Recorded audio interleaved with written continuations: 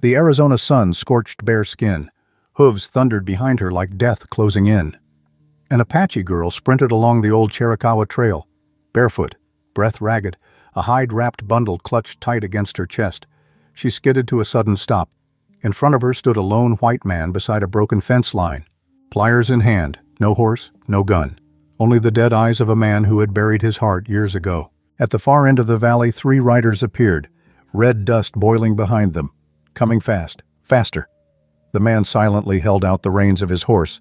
She glanced at the loose shoe on the mare's front left hoof, whispered something strange, then swung up into the saddle in one smooth motion. She drove the horse east and vanished into the rocks and cedar brush. The man stood motionless in the middle of the empty trail. The sound of enemy hooves grew louder, closer.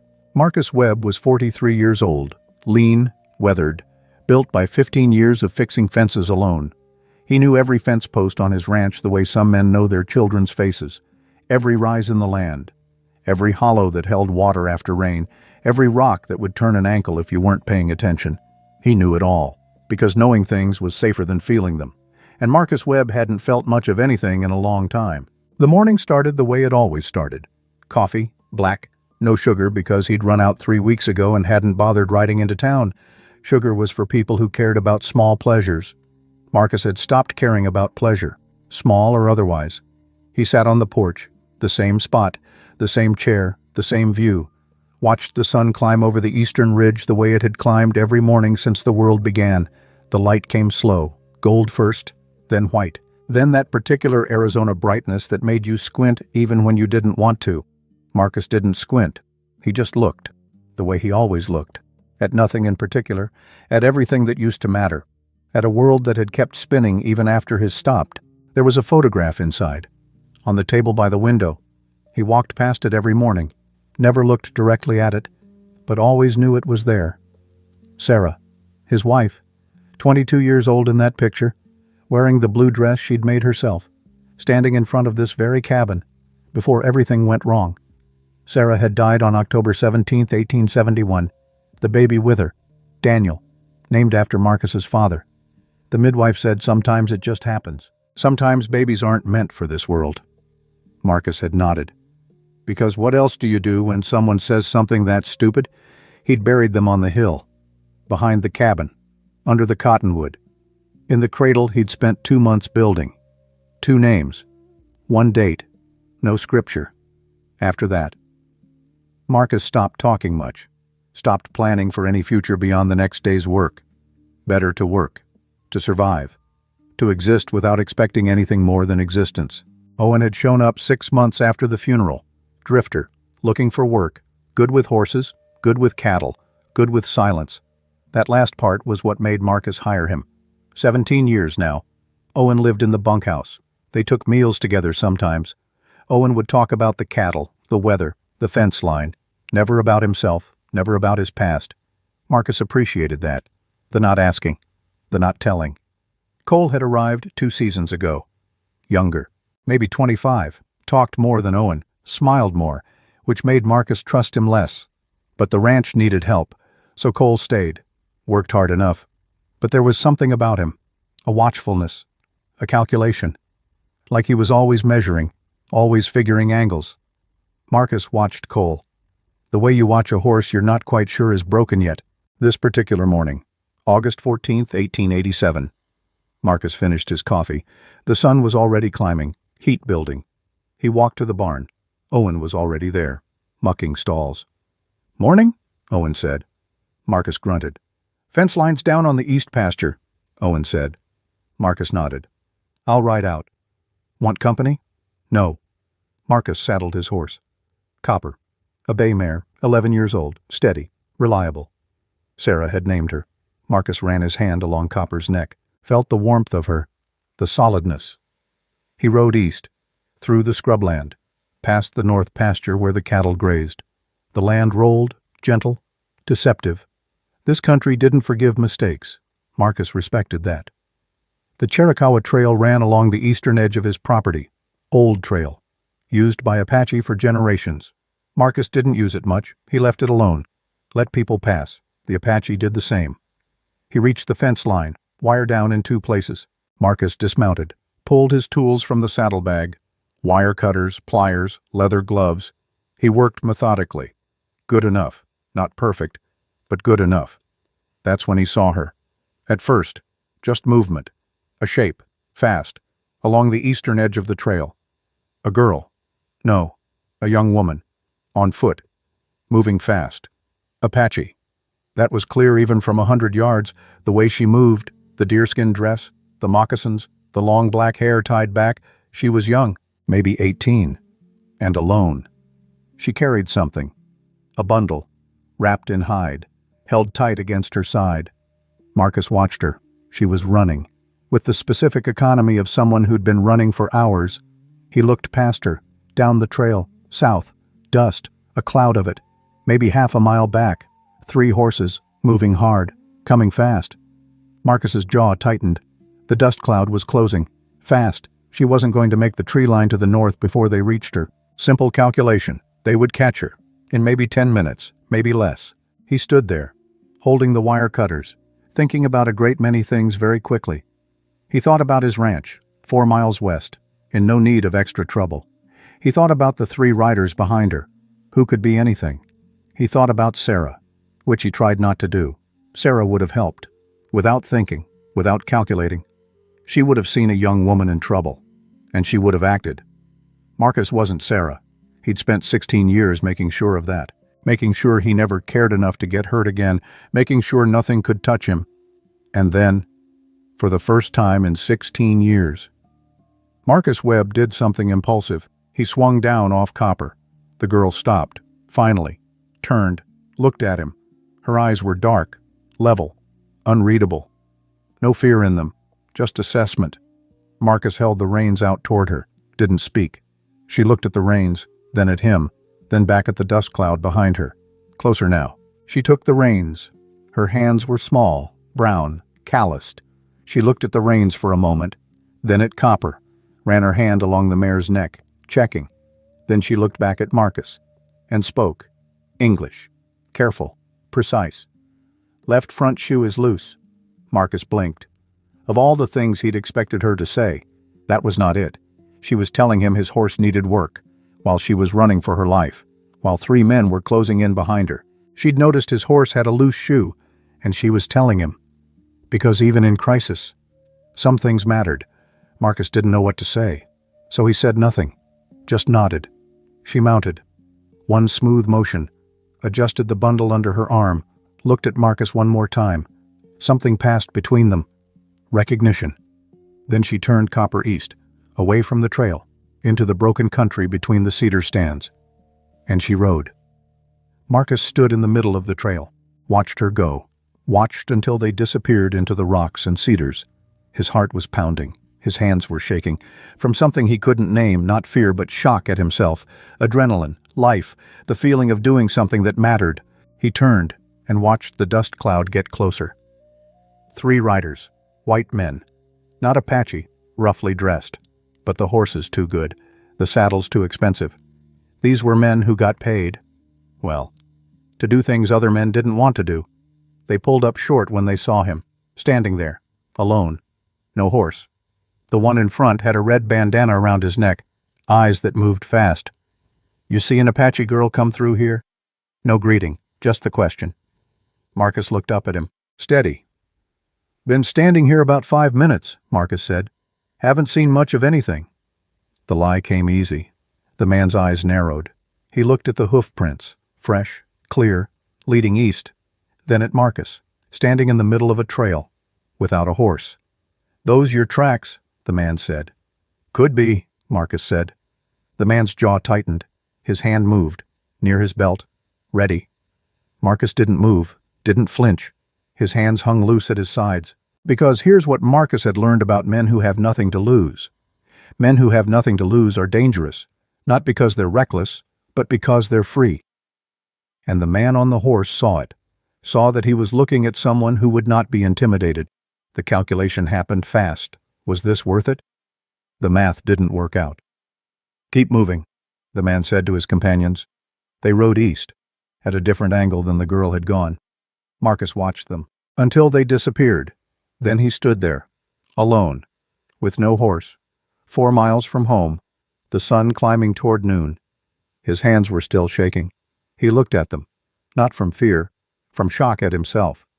He set the tools on the ground, started walking. West, toward home. 4 miles, under the August sun, with no water. Marcus walked, one foot in front of the other, but his mind was racing. Why had he done it? He didn't know her. Those eyes. That's what kept coming back to him. Those dark, level, fearless eyes. And the loose shoe. She'd noticed. While running for her life. She'd told him. Because it mattered. The sun was brutal. His mouth went dry after the first mile. By the third mile, he wasn't thinking about the girl anymore. Just water, shade, relief. He reached the ranch just under 2 hours after he'd started walking. Owen was at the gate. He stopped dead when he saw Marcus, on foot. "Jesus, Marcus." Owen's voice, rough, worried. "Where's Copper?" Marcus let Owen guide him to the trough, let him splash water on his face. Marcus drank. "I lent her," Marcus said. Owen stared at him. "You what?" "I lent her," Marcus repeated. "To who?" "Somebody who needed her more than I did this morning." Owen looked at him. That long look. But Owen didn't say it, just looked. Then, "All right." He handed Marcus another horse. "Get inside. Get out of this heat." Marcus nodded, took the mare's reins, led her to the barn. Then he stood there, in the cool darkness, breathing. What had he done? He'd helped someone, that's all. It wasn't complicated. It was just decent. He went inside the cabin, sat at the table. The photograph of Sarah was there. He looked at it, really looked. He went inside the cabin, poured water, drank deeply. The cool darkness wrapped around him. The next 3 days passed quietly. Marcus worked. Owen worked. Cole asked about Copper once. Marcus gave him the same answer. Lent her out. Cole looked skeptical, but didn't push. Marcus checked the cattle, fixed the roof, walked the fence line, normal things. But they felt different somehow, like he was noticing them more. He was waking up, after 16 years of sleepwalking, and it was uncomfortable, disorienting, pins and needles, pain, but also sensation, feeling, life. On the evening of the 4th day, Marcus was on the porch, coffee, watching the light fade. Owen came up from the barn, walking faster than usual. "You got company," Owen said. "East Ridge." Marcus looked. The light was going gold and long, and on the ridge that ran along the eastern edge of his property, there were shapes. He counted, 5, then 7, then more. A line of riders, along the ridge, still as the rock itself, watching the ranch. "Apache?" Marcus asked. "Chiricahua," Owen said. "By the horses." Marcus set down his coffee. He thought about getting his rifle, decided against it.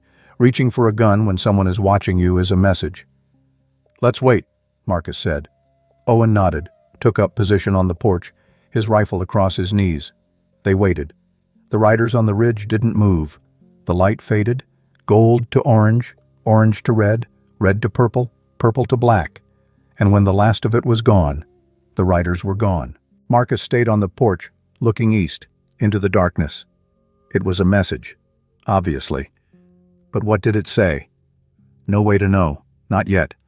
So Marcus just waited. At first light the next morning, Marcus walked out to feed the horses, and stopped. At the gate. Copper. She was standing there, patient. Marcus approached slowly, ran his hand along her neck. She was warm, solid, real. But she looked different, better. Her coat had been brushed, thoroughly. Her mane was untangled. Her hooves were clean. The shoes, all 4 of them, reset. The work was professional, and tied to the saddle horn. A small bundle, wrapped in cured hide. Marcus untied it. His hands were shaking again. He opened the bundle. Inside, a piece of dried venison, a handful of piñon nuts, and a length of beadwork, blue and white, on a thin leather cord. Marcus held the beadwork up to the morning light. The work was intricate, precise. Tiny beads, hundreds of them. The kind of work that takes time, hours, days maybe. The kind of work that means something. Someone had made this, for him. Marcus stood there, in the early light, holding the beadwork, feeling everything. Gratitude, confusion, wonder, fear, all of it. the full spectrum of human emotion that he'd been avoiding for so long. He put the venison and nuts in his coat pocket, carried the beadwork inside, set it on the table, next to Sarah's photograph. Blue dress, blue and white beads. He looked at both. For a long time, someone had honored the gift, by caring for it, by returning it better than it had been given. Marcus stood in the barn, his hand on Copper's neck, thinking about honor, about gifts given and returned, about languages that didn't need words. 2 days later, a rider appeared, coming in from the east, openly, in daylight, at a walk. Marcus was at the corral, working with a young gelding. He saw the rider coming. Apache, young, male, maybe 20, riding a pinto mare. The rider sat easy, confident. The young man rode up to the gate, stopped, looked at Marcus, waited. Marcus set down the saddle, walked to the gate, opened it. "You are the man from the trail," the rider said. His English was careful, deliberate. "I am," Marcus said. "My name is Kai," the young man said. "I was sent to speak with you." Marcus studied him, young, strong, serious. "Come in," Marcus said. "I'll put on coffee." Kai dismounted, followed Marcus inside. The cabin was small, one room. Kai didn't look around, just sat where Marcus indicated, accepted the coffee when offered. Marcus sat across from him, waited. Kai took a sip of coffee, set the cup down, looked at Marcus directly. "The woman you helped on the trail," he said. "Her name is Aya. She is the daughter of our headman." Marcus nodded. "Headman's daughter. That explains some things." "The men who followed her," Kai continued, "they were hired by a man named Silas Crane." Another pause. "Crane has been buying land in this valley for 2 years. Buying it." His voice hardened slightly. "Or taking it." Marcus was quiet for a moment. "I know who Crane is," he said. And he did. Silas Crane had appeared about 3 years ago. Money from back east. He'd acquired 3 ranches in the past 18 months. The Henderson place. Henderson sold, or said he sold, left in the middle of the night. The Clifton Ranch. Clifton had been here 12 years. But something scared him, made him leave. And the Morrison place. Morrison was found dead. Hunting accident, they said. The widow sold to Crane a week later. Nobody could prove anything, but everybody knew. "Crane wants the corridor between your ranch and our summer grounds," Kai said. "He needs both. To control the water." Marcus understood. Water was everything out here. "Why are you telling me this?" Marcus asked. Kai seemed to consider the question. "Because Aya asked our headman too," he said finally. "And because he says a man who gives something freely without expecting a return is a man worth warning. Without expecting a return is a man worth warning." Marcus felt something shift in his chest, the physical sensation of being seen by someone who didn't owe him anything. "There's more," Marcus said, not a question. "Yes," Kai said. He leaned forward slightly. "Crane's men have been watching your ranch. The same men from the trail. We have seen them. On the South Ridge. 2 nights this week." He paused. "They are not watching to learn your habits. They already know your habits. They are watching to count. Your men, your horses, your ammunition, your weaknesses." Another pause. "Our headman believes they will move against your land within the week. He believes they intend to drive you out, the way they drove out the others." Marcus stood, walked to the window, looked out at his land. 15 years of work. And now someone wanted to take it. He thought about being alone, about having no one to help. "There's more," he said again, turning from the window. "Your headman didn't just send a warning." Kai was quiet for a moment, then nodded. "No," he said. "He offers help." He said it carefully, respectfully. "He says the corridor Crane wants," Kai continued. "Your land is part of it. If Crane takes your ranch, our access to the Eastern Springs is gone." He paused, met Marcus's eyes. "What threatens you," he said, "also threatens us. We have a common enemy." Marcus looked at this young man, offering alliance, offering something Marcus hadn't had in 16 years, partnership. "Tell your headman I want to speak with him," Marcus said. Kai nodded once, finished his coffee, stood. At the door he stopped. "Aya also said to tell you something," he said. Marcus waited. "She wanted you to know the loose shoe was reset." Kai looked at Marcus. She said you would understand. He walked out, mounted his horse, rode east. And Marcus stood in the doorway, thinking about a young woman, running for her life, who had noticed a loose horseshoe, and Marcus realized he wanted to meet her. Aya. For the first time in years, Marcus Webb wanted something. Beyond survival, he wanted to live. The meeting happened 3 days later, at the Dry Creek bed, eastern boundary of Marcus's land. Dawn. Marcus rode out alone. Owen had offered to come. Marcus had said no. This was about trust. Kai was already there, waiting, and beside him.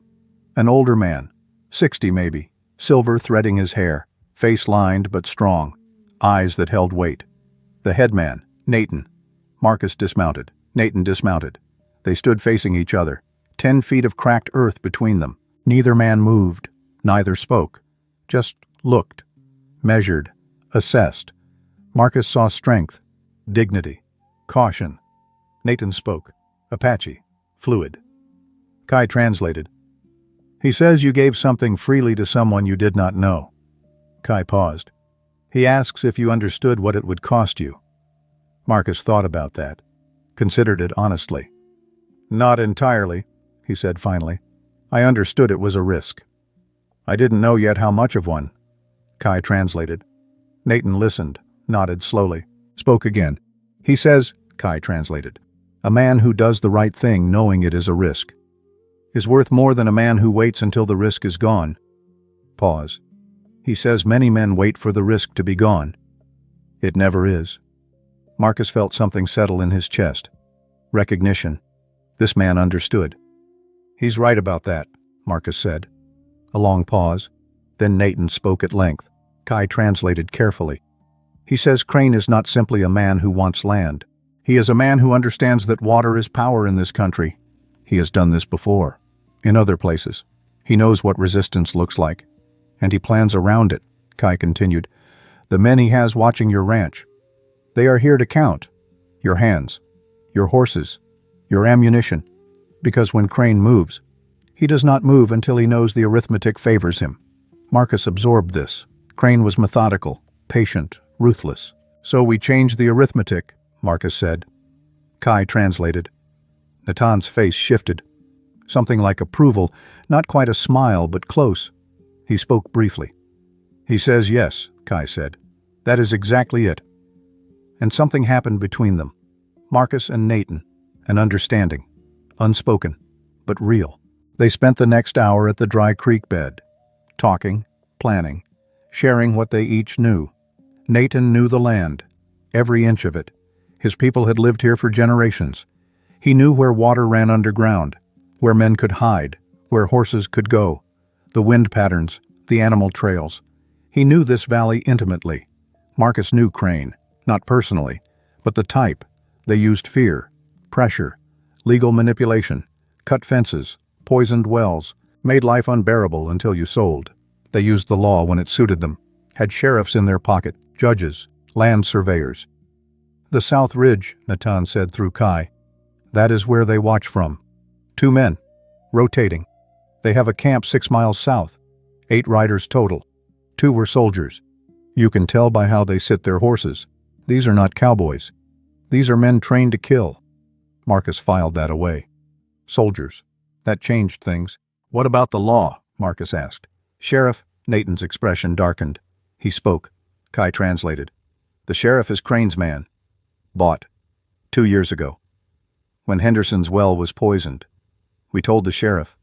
We saw Crane's men. That night. The sheriff said we were lying.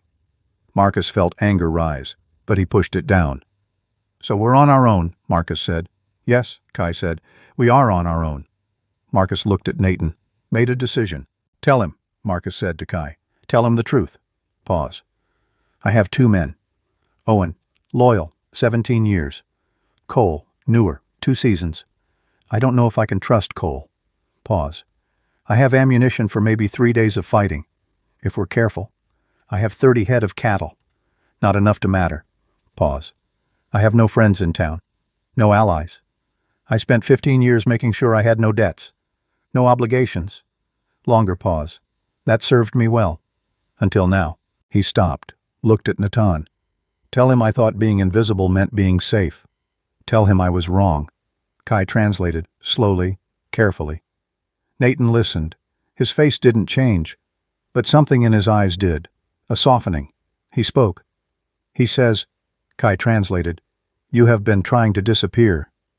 To be left alone. Pause. He says Crane does not leave anyone alone. Sometimes the only way to protect what is yours is to stand up and be seen. Marcus felt that truth land. Heavy. Tell him I think he's right, Marcus said. Nathan nodded once, spoke again. He says he will send 4 men. Warriors. They will help you prepare. They will watch the South Ridge. They will be your eyes. When Crane's men come, and they will come. Soon. I'm grateful, Marcus said. Nathan held up a hand, spoke. He says do not be grateful yet. This will cost both of us. When white men in town learn you are working with Apache, they will turn on you. When white men in town learn you are working with Apache, they will turn on you. When our people learn we are protecting a white man's ranch, some will question. Pause. He says this alliance. It will cost both of us. But the cost of not allying is worse. Marcus understood, completely. I accept the cost, Marcus said. Nathan smiled then, small, brief, but real. He stepped forward, held out his hand. Marcus took it. The handshake was firm, brief, no words, none needed. The agreement was made. They mounted their horses, then they rode, in opposite directions. And Marcus felt possibility, the sense that maybe he wasn't going to lose this time. Owen was waiting at the gate when Marcus returned. Well, Owen said. They're going to help, Marcus said. Owen nodded, slow. Cole's not going to like it. I don't care what Cole likes, Marcus said. Owen smiled, small. Good, he said.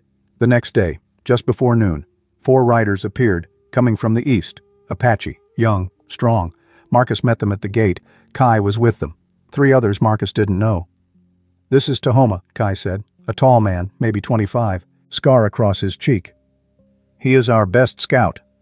Tahoma nodded, didn't speak, just looked at Marcus, measuring. This is Nitus, Kai continued. A shorter man, stocky. He knows horses better than anyone. Nitus grunted. And this is Kuruk, the youngest, maybe 18, eager, nervous. His first time working with white men. Kuruk looked at the ground, then at Marcus, then away. Welcome, Marcus said, meaning it. They spent the afternoon walking the ranch, all of them. Marcus, Owen, Kai, the 3 warriors, even Cole. Though Cole hung back, watching, suspicious. Tahoma saw everything, pointed out weaknesses Marcus hadn't noticed. This fence line. A man could cut through in 30 seconds. If you moved the posts here, it would take 5 minutes. 5 minutes is enough time to hear them. Nitus examined the horses. This one, pointing to a roan gelding, lame in the right front. You don't see it yet, but in 3 days, he will not be able to run. Marcus checked. Nitus was right. Heat in the hoof, early stage. But there, Kuruk asked questions. Where did Marcus keep ammunition? How many rifles? How much water stored? Marcus answered honestly. Yes, 3 rifles. Ammunition for maybe 4 days if they were careful. Water for a week. Food for longer. Good, Kai said. Crane will try to starve you out. Or burn you out. We need to make sure neither works. They worked until sundown. Moving things. Reinforcing fences. Clearing sight lines. Establishing positions. When the attack came, not if, when. Cole pulled Marcus aside as the light faded. You really trust them? He asked. Low, private. Marcus looked at him. Cole was sweating, nervous. Yes, Marcus said. Why? Because they didn't have to help, Marcus said. But they are. That's all I need to know. Cole looked away. The men in town. They hear about this. They'll turn on you. Let them, Marcus said. Cole shook his head. You're making a mistake. Maybe, Marcus said. But it's my mistake to make. Cole walked away, toward the bunkhouse, shoulders tight, angry, or scared. That night, after the Apache riders had left, after Owen had gone to bed, after Cole had shut himself in the bunkhouse, Marcus sat on the porch. Coffee, stars, the kind of silence that comes after a good day of work. He thought about Nathan, about the handshake, about trust given between men who had every reason not to trust. And he thought about Aya, who he still hadn't met, but who had started all of this. He wanted to meet her, thank her. The wanting was there, clear, persistent, growing. 2 days later, Aya came to the ranch.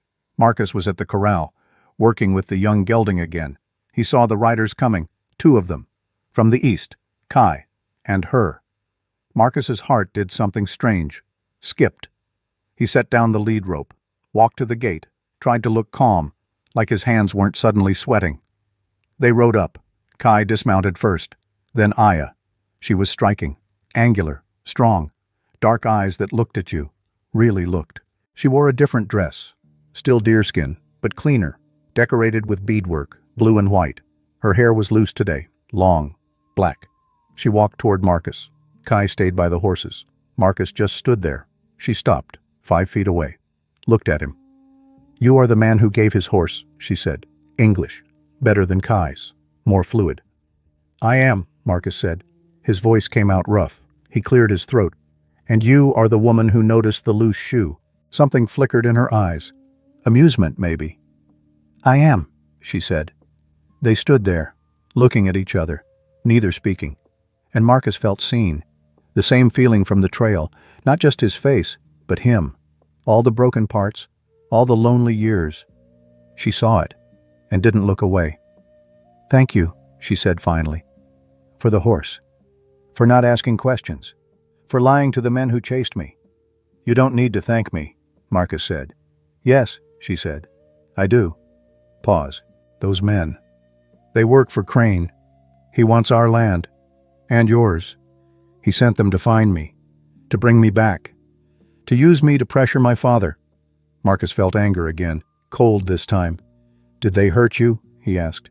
"No," she said. "Because of you." Pause. "Because you gave me a way to escape." "The shoe," Marcus said. "You really noticed." "While you were running." She smiled, small, brief, but it transformed her face. "I always notice horses," she said. "My grandmother taught me. She said a horse will tell you everything, if you pay attention. Your horse told me you were a good man." Marcus blinked. "How?" "She trusted you," Aya said. "Completely. A horse does not trust a cruel man. Your horse trusted you. So I trusted you." Marcus didn't know what to say to that. "Would you like to walk?" Aya asked. "My father sent me to see your land. To understand it. He says knowing land is knowing how to defend it." "Yes," Marcus said, too quickly, too eagerly. "Yes, I'll show you." They walked. Kai stayed behind. They walked along the creek bed, dry now. But Aya stopped, knelt, put her hand on the earth. "Water here," she said. "Underground. Maybe 6 feet down. If Crane's men poison your well, you dig here. You will have water." "How do you know?" Marcus asked. "The plants," she said, standing, pointing. "That sage, those roots, they only grow where water is near. My grandmother taught me. She knew every plant in this valley." They walked further. She pointed out things Marcus had never noticed. Animal trails, rock formations that channeled wind, places where sound carried. She knew this land, not his specific property, but the valley, the ecosystem, water to plant, plant to animal, animal to weather. "Your grandmother," Marcus said, "she taught you all this." "Yes," Aya said. "She raised me. After my mother died." Pause. "Childbirth." Marcus stopped walking, turned, looked at her. "Mine too," he said. Quiet. "My wife. 16 years ago. The baby died with her." Aya looked at him, those dark eyes. "I know," she said. "How?" "Kai told me. He asked in town. About you. Before my father agreed to help." Pause. "I am sorry for your loss." "I'm sorry for yours," Marcus said. "Thank you," Aya said. "But I was very young. I do not remember her." Pause. "My grandmother told me something. Before she died." Aya stopped walking, turned to face Marcus. "She said pain does not disappear. It only changes shape. She said you do not forget. You do not move on. You learn to carry it. You learn to make room for it. without letting it take all the space. Marcus stood very still, feeling those words land. She was right, he said. Yes, Aya said. She was. They stood there, in the dry creek bed, under the vast Arizona sky, two people who'd lost too much and understood each other, without needing to explain. They walked back, slowly, in comfortable silence. When they reached the gate, Kai was waiting. "We should go," he said to Aya. She nodded, turned to Marcus. "I will come back," she said. "If you want. To teach you more." Pause. Small smile. "How to notice things." "I want," Marcus said. Too quickly again. "I want you to come back." Her smile widened. She mounted her horse, looked down at him. "Your horse," she said. "Copper." "She is well." "She is," Marcus said. "Thanks to you." "Good," Aya said. "A good horse deserves good care." Pause. "A good man does too." Before Marcus could respond, she turned her horse, rode east, Kai following, and Marcus stood there, feeling alive for the first time in years, not happy, not healed, but alive, awake, present. And it terrified him and thrilled him in equal measure. That night, sitting on the porch, stars overhead, coffee cooling in his hand, Marcus thought about what Aya had said. Pain changes shape. You learn to carry it. And he realized she was right. The pain of losing Sarah, losing Daniel. It hadn't disappeared, would never disappear. But maybe it didn't have to be the only thing he carried. Maybe there was room for other things, new things, purpose, alliance, friendship, and maybe something more. With a young woman who noticed loose horseshoes, who spoke about pain with wisdom beyond her years, who looked at him and saw someone worth knowing. Marcus sat there, long after his coffee went cold, because going to bed meant ending this day, and he didn't want this day to end, didn't want to lose this feeling, this aliveness. So he sat and remembered, not just Sarah anymore, but Aya's smile, her voice, the way she'd looked at him, and Marcus Webb, 43 years old, alone for so long, felt hope over the next week. Aya came twice more, each visit longer than the last. They walked the land. She taught him about plants, about water, about seasons. But they talked about other things too. About loss, about healing, about what it meant to keep living when everything you loved was gone. Marcus found he could talk now. About Sarah, without the crushing weight. The pain was still there, but it had changed, from something that destroyed him, to something he carried with dignity. On the evening of the 7th day, Marcus was in the barn, checking ammunition, Owen beside him. They heard voices, low, urgent, outside. Marcus moved to the door, looked out. Cole, standing by the fence, talking to someone on horseback. A man Marcus didn't recognize, but the horse. That was one of Crane's horses. Marcus had seen it before. The conversation was brief. Cole handed something over. Paper. The rider took it. Rode off. Fast. Cole turned. Saw Marcus watching. For a moment, they just looked at each other. Then Cole walked to the bunkhouse. Came out with his saddlebag, already packed. "I'm leaving," Cole said. "I know," Marcus said. Cole stopped. "You saw?" "Yes." "You going to try to stop me?" "No," Marcus said. Cole's face twisted. Anger. Shame. Both. "Crane pays better," he said. "Defensive. And you're a fool. Fighting a war you can't win. With people who'll turn on you." "Maybe," Marcus said. "But I can sleep at night." Cole flinched, like he'd been hit. "They'll kill you," he said. "Crane's men. They know everything now. Your positions. Your numbers. They'll come soon. And you'll die." "Maybe," Marcus said again, "but I'll die standing." Cole shook his head, mounted his horse. "You're a fool, Marcus." He rode off. South, toward Crane's camp. Owen came to stand beside Marcus. "That's bad," Owen said. "Yes," Marcus agreed. "He told them everything." "Yes." Owen was quiet for a moment. "What do we do?" "We tell Kai," Marcus said. "Tonight. And we prepare. Because they're coming. Soon." The attack came on the third night after Cole left. Just like Nathan had predicted, Marcus heard them before he saw them. That particular quality of silence. The desert going quiet. Something big moving. He was already at the barn door when Owen appeared, rifle in hand. "South fence," Owen whispered. 8 riders. "Maybe more." Marcus nodded, checked his own rifle. Tahoma materialized out of the darkness. "They are spreading out," he said.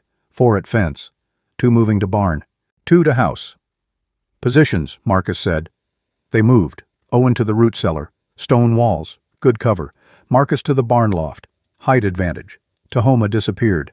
Back to where Nidus and Kuruk waited on the ridges. All of them waiting. The riders came slowly, deliberately, carrying things. Cans, rope, torches not yet lit. They were going to burn him out. Except, they didn't know about the Apaches on the ridge. Didn't know that Marcus had spent days preparing. The arithmetic had changed. Marcus stepped out of the barn, into the open, making himself visible. The riders stopped, surprised. "I know who sent you," Marcus called. His voice carried, clear, calm. "Silas Crane." The riders shifted, uncertain. "I know what he's been doing in this valley," Marcus continued. "Henderson. Clifton. Morrison." One of the riders spoke. "Then you know this is done already. You can leave. Tonight. Or we burn it all." "Here's what you don't know," Marcus said. He looked up. "At the south ridge. At the north ridge. Right now. On both ridges. There are people watching you. They know your positions. They're waiting for my signal." "You're bluffing," someone said. Less certain now. Marcus didn't answer, just looked up. A fire bloomed. South ridge, small, 3 seconds, then dark. North ridge, same thing, then from the east. A sound, a single clear note, long, carrying. The horses began to move, restless, shifting, sensing danger. The riders felt it, their mounts moving under them. One of the riders spoke to the others, low, urgent. They turned their horses, slow at first, then faster. They rode south, gone. Marcus stood in the middle of his yard, watching them disappear. Owen emerged from the root cellar, Tahoma from the shadows. Kai rode down from the ridge. "They will come back," Kai said. "I know," Marcus said. "Next time will be different. They will come to kill." "I know," Marcus repeated, "but they'd survived, and that meant something." Owen spoke. "Cole told them everything." "Yes," Marcus said, "and he has to live with that." Pause. "That's punishment enough." They dispersed. Marcus walked to the house, sat on the porch, coffee. Even though it was 3 in the morning, sleep wouldn't come, not after that. Crane wouldn't stop. They escalated, and eventually they won. Unless you changed the game entirely. Marcus sat there, thinking, planning. By dawn he had an idea. The morning after the attack, Marcus rode out, east, to find Nathan. The headman was waiting. At the dry creek bed, Kai was there. Marcus dismounted. Nathan did the same. "They came," Nathan said through Kai. "As I said they would." "Yes," Marcus confirmed. "But they left. Without burning anything." "This time," Nathan said. "Next time they will not leave." Marcus nodded. "That's why I'm here." Pause. "I need advice." Nathan's eyebrows raised, slight, surprised maybe. "Crane operates through fear," Marcus said. "Through violence." Pause. "But he operates legally too. False deeds. Corrupt officials. He's not just a thug. He's smart." Nathan listened. "I can't beat him with violence alone," Marcus continued. "Even with your help. He has more men. More money." Pause. "But if I can prove his deeds are false, if I can expose his corruption, I can take away his legal standing. Without that, he's just another criminal." Natan spoke. Kai translated. "He says you need evidence." "Yes." "He says you need witnesses." "Yes." "He says you need someone the territorial government will believe." Pause. "Not Apache. They will not believe Apache. You need white witnesses." Marcus felt the truth of that. Bitter, but true. "Henderson," Marcus said. "Clifton. The families Crane drove out. If they'll testify." "Will they?" Kai asked. "I don't know," Marcus admitted. "They're scared." Pause. "But if I can show them they're not alone, that others are willing to stand, maybe." Nathan spoke at length. Kai translated carefully. "He says this is wise. Violence only brings more violence. But exposing corruption, that is how you truly win. Pause. He says truth wins battles that weapons cannot. Nathan continued. He says he will send riders to find Henderson, to find Clifton, to bring them word that they are not alone. Pause. He says fear grows in isolation. Courage grows in community. Marcus felt gratitude. Deep. Thank you, he said. Nathan shook his head, spoke. He says, do not thank him yet. This will take time, and Crane will not wait. He will attack again. Soon. Harder. I know, Marcus said, but at least we have a path. Not just survival, but victory. Nathan smiled. Small. He stepped forward, placed his hand on Marcus's shoulder, spoke directly, in Apache. Words Marcus didn't understand, but the meaning was clear. Respect, solidarity, brotherhood. Marcus placed his hand on Natan's shoulder, returned the gesture. No words needed. Over the following 3 weeks, Marcus worked the ranch, Owen worked beside him. Life continued. Even when waiting for the next attack, riders came and went, Apache scouts bringing news. Henderson had been found, in Colorado, working a small farm, barely surviving. Nathan's riders had spoken to him, told him others were standing against Crane, asked if he would testify. Henderson was thinking about it, scared, but thinking. Clifton was harder to find, had gone farther north, Montana territory. But word had been sent. Meanwhile, Marcus hired a man, a land surveyor, Thomas Pike, independent, from Santa Fe. Pike came to the ranch, looked at the documents, the deeds, the boundaries. This is wrong, Pike said, pointing to Marcus's deed. The boundary here. It doesn't match the original survey. Someone altered it. Crane, Marcus said. Probably, Pike agreed, but I'd need to see his documents to prove it. Pause. And he won't show them voluntarily. What if we forced him? Marcus asked. How? Court order, Marcus said, if we can get the territorial judge. To demand he produce his deeds. Pike considered. That would work, he said slowly. But you'd need evidence of fraud to get the judge to issue the order. I'm working on that, Marcus said, during these weeks. Aya came 4 more times, each visit, longer than the last. They walked the land. She taught him. He listened. But they talked about other things too, about what it meant to keep living, about hope. The 3rd visit. They sat by the creek bed, in the shade of a cottonwood. Aya asked about Sarah, specific questions. What did she look like? What was her laugh like? What did she love? And Marcus answered, finding that he could talk now, without the suffocating grief. She would like you, Marcus said. Aya looked at him, surprised. Sarah, Marcus clarified. If she'd met you, she would have liked you. Why? Because you're like her, Marcus said. Strong. Kind. Pause. You notice things. You make me want to be better. Aya was quiet for a long moment. That is the kindest thing anyone has said to me, she said finally. It's true, Marcus said. She reached over, took his hand. Didn't let go this time, just held it. And they sat there, under the cottonwood, holding hands. 2 people who'd lost too much, finding something new. 4 weeks after the first attack, Crane came himself. Not to fight, to talk. Marcus was at the corral when he rode up, alone, unarmed, or appearing to be. Silas Crane was 50, well-dressed. Everything about him said money, power. Mr. Webb, Crane said, dismounting, extending his hand. Marcus didn't take it. Crane withdrew his hand, smiled, not offended. I thought we should talk, Crane said, man to man. Your men tried to burn my ranch, Marcus said. Overzealous, Crane said. I've spoken to them. It won't happen again. Because you're here to make me an offer, Marcus said. Smart man, Crane said. Yes. I'm prepared to offer you triple what this land is worth. Fair market value? Cash. You could buy a bigger spread. Start fresh. No, Marcus said. Crane's smile thinned. You haven't heard the full offer. Don't need to, Marcus said. This land isn't for sale. Crane studied him, the amusement fading, something colder taking its place. I've looked into you, Crane said. Lost your wife. Your son.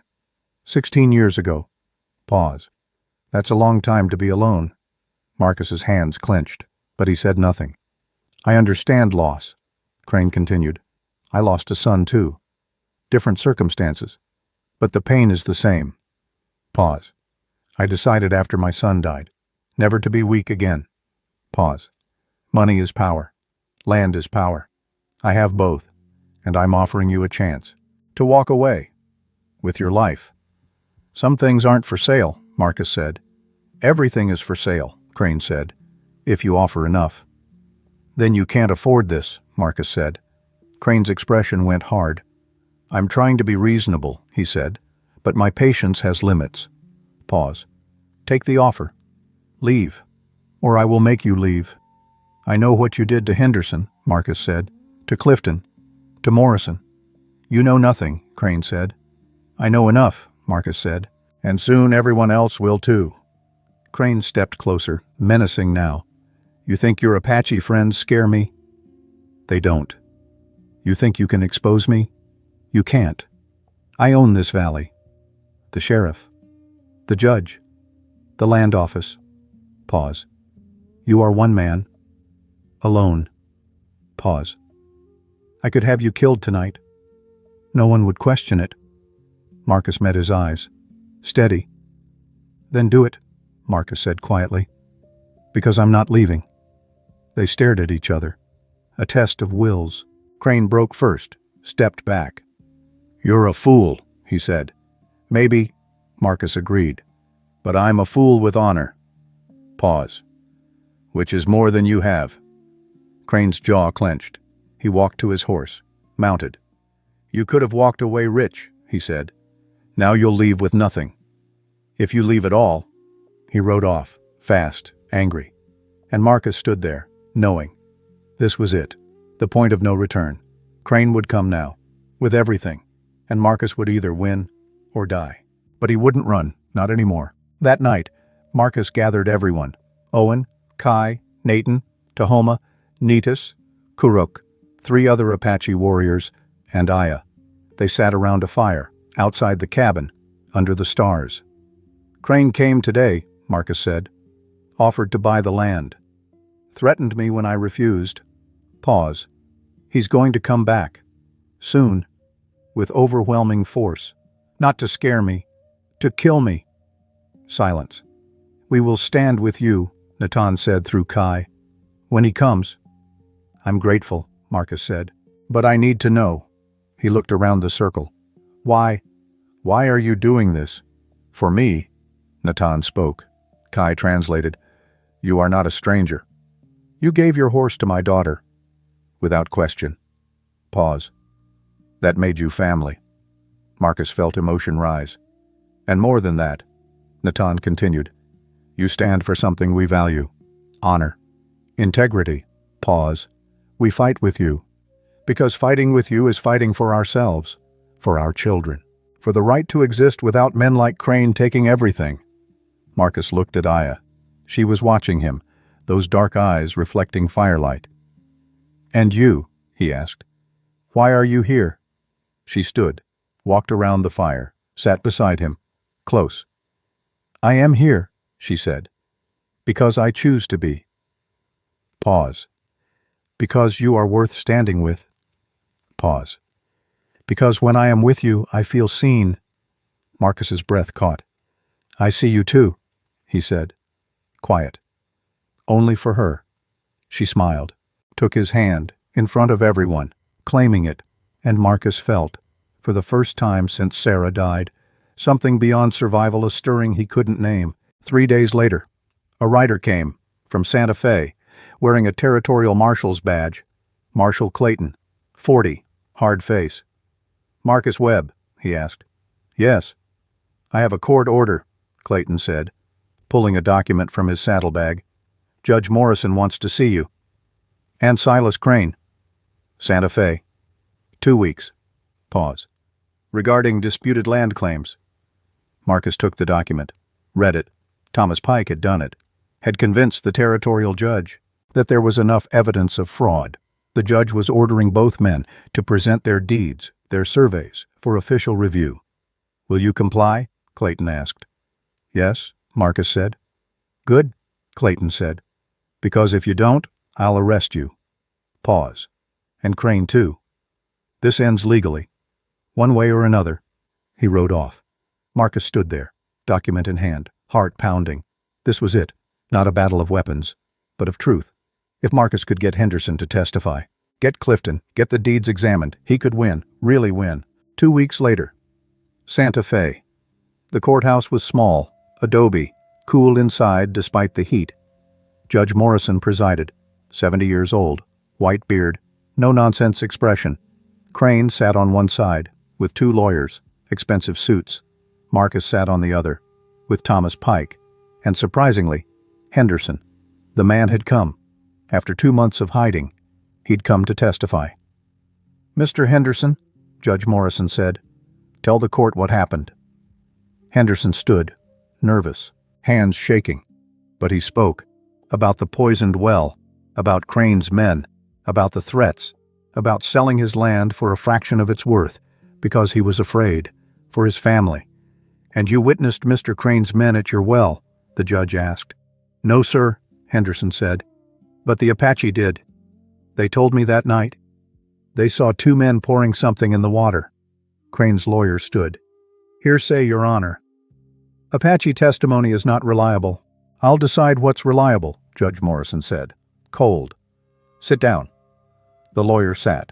Next, Thomas Pike presented his survey, showing the boundary discrepancies, the altered documents, the impossibility of Crane's claims. Mr. Crane, Judge Morrison said, present your documentation.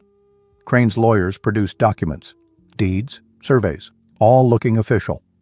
But Pike examined them, found the discrepancies, the dates that didn't match, the signatures that looked wrong. These are forgeries, Pike said. Professional ones. But forgeries nonetheless. Crane's lawyer objected, vehemently. But Judge Morrison called for an expert, from the land office, to examine the documents. The examination took 5 days. Expert testimonies another 3. The proceedings continued for 2 full weeks. Witnesses, cross-examinations, evidence reviewed. Finally, the verdict came. Forgeries, the expert confirmed. Multiple documents. Dating back 3 years. Systematic fraud. Judge Morrison looked at Crane. His face was stone. Mr. Crane, he said, you are hereby ordered to return all land acquired through fraudulent means to their rightful owners. Pause. You will pay restitution. You will pay court costs. Pause. And you are banned from purchasing land in this territory. For 20 years. Crane stood, face red, furious. This is outrageous, he said. I have witnesses. You have nothing, Judge Morrison interrupted, except bills to pay. And a reputation in ruins. Pause. Marshal Clayton will ensure you comply with this order. Pause. Court dismissed. Crane looked at Marcus, across the courtroom, hatred in his eyes, pure, undiluted, but impotent. Because the law had spoken. Marcus rode home, with Henderson, with Pike, with victory, real victory. Crane was finished in this valley. The land would be returned. The families could come home. But Marcus felt no elation, just quiet satisfaction. The work of justice. Done. 6 months later. Marcus stood on his porch, coffee in hand, watching the sunrise, the way he'd done for 16 years. But everything was different now. Owen was in the barn, still loyal, still steady, still there. Henderson had reclaimed his land. Clifton was back from Montana, working his ranch again. The valley was healing. And footsteps behind him, soft, familiar. Aya. She came to stand beside him, her shoulder touching his. Beautiful morning, she said. Yes, Marcus agreed. They stood in silence, comfortable, complete. 3 months ago. Aya had asked Marcus a question. What did he want now that Crane was gone, now that his land was safe? And Marcus had answered honestly. He wanted her, not just as a friend, but as more. And Aya, after considering, after talking to her father, after consulting her own heart, had said yes, not marriage, not yet. Both of them needed time to learn each other, to build something new from the ruins of what they'd lost. But yes to trying, yes to seeing, yes to being together, and that was enough. More than enough. Marcus looked at her now, in the golden morning light, hair loose, face soft, eyes bright. "I love you," he said, simple, true. Aya turned to him, smiled, that smile that transformed everything. "I know," she said. Pause. "I love you too." She leaned up, kissed him, soft, sweet, brief, and Marcus, 43 years old, 16 years alone, 16 years convinced he would never feel anything again, felt everything, joy, hope, love, gratitude, all of it flooding through him. "Thank you," he whispered, against her hair. "For what?" "For noticing." Aya laughed.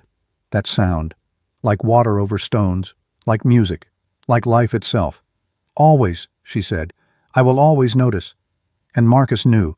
She wasn't just talking about horseshoes, she was talking about him, about seeing him, really seeing him, all of him, the broken parts, the healing parts, the parts that would never fully heal, and loving him anyway. They stood there, on the porch, watching the sun climb, watching the valley wake, behind them, the cabin, where Sarah's photograph still sat, where Marcus still remembered, still honored, still carried that first love. But beside him, Aya, the second love he never expected, the gift he didn't know he needed, the proof that hearts could break, and still have room for more. The valley spread before them, green where water ran, golden where sun touched, endless, beautiful, home. Marcus had spent 16 years invisible, and in the end it hadn't worked. Danger had found him anyway, but so had something else, community, alliance, friendship, love, and standing there, with Aya beside him, with Owen in the barn, with Nathan's people now trusted neighbors, with the valley finally free from Crane's shadow, Marcus understood what Sarah had tried to tell him. That last day, what she'd whispered, that he couldn't hear over his own grief. He understood it now. Keep living. That's what she'd said. Keep living. And finally, after 16 years, Marcus was.